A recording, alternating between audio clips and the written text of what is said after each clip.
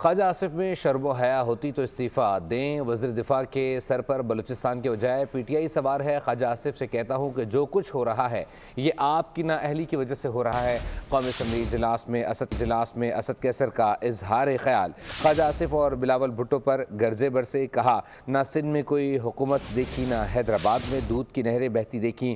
کراچی کی ٹوٹی پھوٹی سڑکیں، ٹرانسپورٹ نظام دیکھ کر دلی دکھ ہوا۔ سندھ تو ایک طرف، کراچی کا انفراسٹرکچر تباہ و برباد کر دیا گیا۔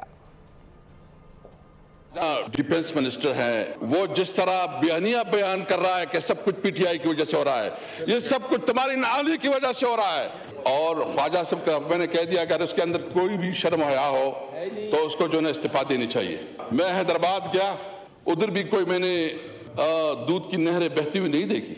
جو سندھ میں گیا، سندھ میں ایسا حال ہے کہ شاید یہاں تک کوئی حکومت ہی نہیں ہے، یعنی کراچی کی روڈ ہے، کراچی کا پورا انفراسٹرکچر تباہ برباد۔ کراچی روشنیوں کا شہر ہے، اس کو جو اس کا حق ہے اس کا حق نہیں ملا۔